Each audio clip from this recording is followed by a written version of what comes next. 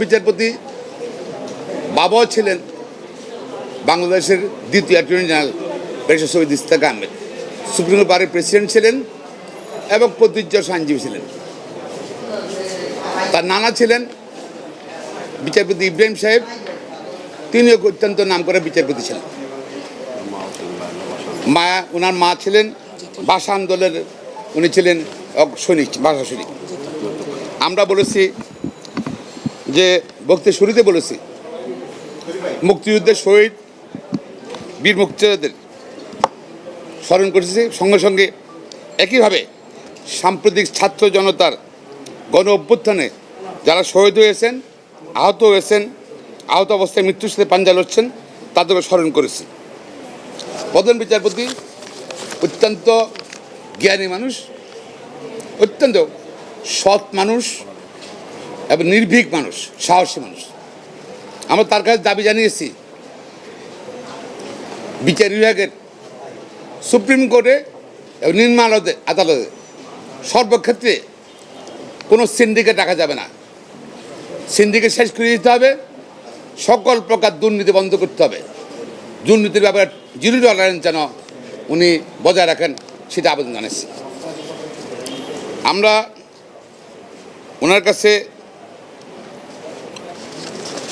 আরও বলেছি যে বিচার বিভাগ হলো জনগণের রক্ষা কবচ, মৌলিক অধিকার রক্ষা কবচ, এবং বিচার বিভাগ যদি শক্তিশালী না হয় মানুষের ভোটাধিকার নিশ্চিত হবে না, গণতান্ত্রিক অধিকার নিশ্চিত হবে না, মানব অধিকার নিশ্চিত হবে না। মানুষ ন্যায় বিচার থেকে বিচ্যুত হবে, ন্যায় বিচার থেকে তারা কোনো বঞ্চিত হবে। সুতরাং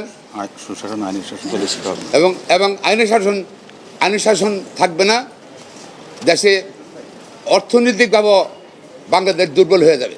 সুতরাং বাংলাদেশ শক্তিশালী করতে হলে, গণতন্ত্র ভোটাধিকার শক্তিশালী করতে হলে, মানবাধিকার শক্তিশালী করতে হলে অবশ্যই বিচার বিভাগকে স্বাধীন থাকতে হবে এবং সাহসী ভূমিকা পালন করতে হবে।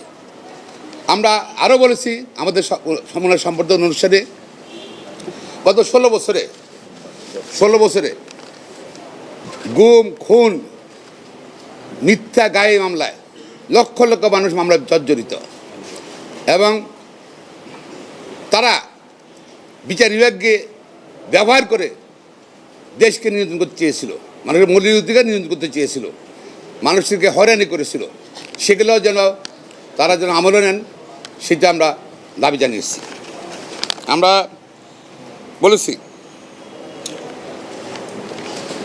মামলা পরিচালনা দীর্ঘসূত্রিতা, একটা সিভিল মামলা 15-20 বছর লাগে শেষ হইতে, তাও শেষ হয় না।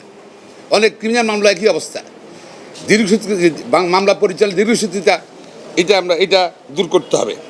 এবং শুধু বাংলাদেশের বিচার ব্যবস্থা নাই, বাংলাদেশের সর্বক্ষেত্রে ন্যায় বিচার প্রতিষ্ঠা করতে হবে। অর্থনৈতিক বৈষম্য দেশের মধ্যে যেটা হয়েছে, অর্থনৈতিক বৈষম্য, সম্পদের সুসম্পন্ন হচ্ছে না এবং লুটপাট হচ্ছে, এগুলো ব্যাপারে বিচার বিভাগ শক্তিশালী ভূমিকা পালন করতে হবে। কারণ এখন দ্বিতীয় মুক্তিযুদ্ধ হয়েছে, দ্বিতীয় মুক্তিযুদ্ধে মানুষের, ছাত্রদের, সাধারণ মানুষের, দেশবাসীর কিন্তু অনেক চাপ আছে বিচার বিভাগের নিকট। এবং আমরা আশা করি যে আপনাদের মাধ্যমে দেশবাসীর সে আশা পূর্ণ হবে। সর্বশেষে বলেছি আইনজীবীরা বিচার বিভাগের অংশ, আইনজীবীদেরকে সুরক্ষা দিতে হবে সর্বক্ষেত্রে। পাশাপাশি আইনজীবীদের কর্মপরিবেশ সৃষ্টি করতে হবে, নির্বাচনে কাজ করতে পারে, সুযোগ সুবিধা কাজ করতে পারে। যেমন বসার জায়গা, আইনজীবীদের বসার জায়গা, কিউবিক্যাল, এইসব ব্যাপারে আমরা দাবি জানিয়েছি। আমরা আশা করছি ওনার নিকট সর্বশেষে আবার বলছি তার নিকট আমরা বাংলাদেশে আইনের শাসন প্রতিষ্ঠা, গণতন্ত্রের প্রতিষ্ঠা, মানবাধিকার প্রতিষ্ঠা, মিথ্যা মামলা বন্ধ করা, ভবিষ্যতে এবং আগের গায়ে মিথ্যা মামলা, গুম, খুন, সবগুলার বিচার আমরা হবে আশা করছি। পাশাপাশি তথাকথিত ক্রস ফায়ারের নামে যে হত্যা হয়েছে, সেগুলোও বিচার হওয়া বলে আমরা মনে করি। এবং ছাত্রগণ আন্দোলনে যারা